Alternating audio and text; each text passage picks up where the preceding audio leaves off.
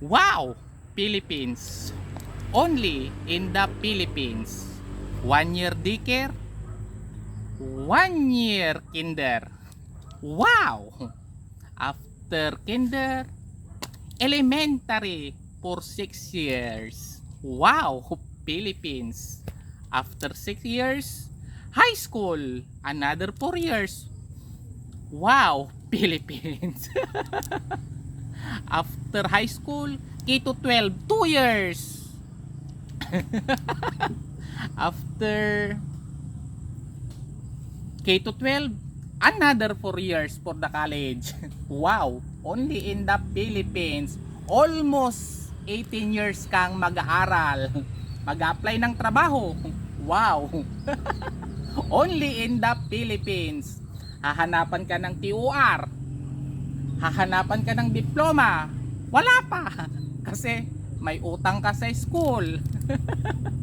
Pag mag-a-apply ka, hahanapan ka ng valid ID, SSS ID, Pag-ibig ID,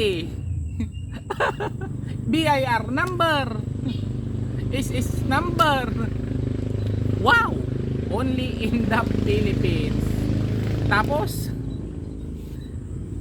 ang gusto nila sa position, with at least 2 years experience. Wow!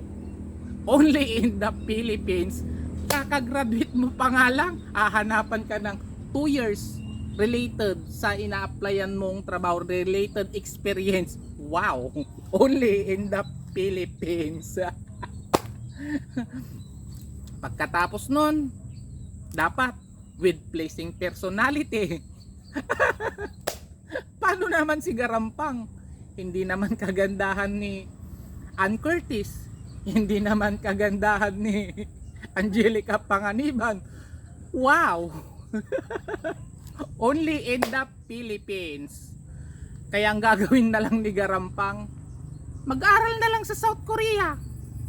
Mag-aral ka lang. May pasa mo lang yung test. Kikita ka na ng malaki. Unlike dito, 435 minimum wage. Wow! Punta na lang ako sa South Korea. May pasa mo lang yung test, medical, punta ka na. Magkanong sahod? 80 to 150,000. Wow! Only in the Philippines.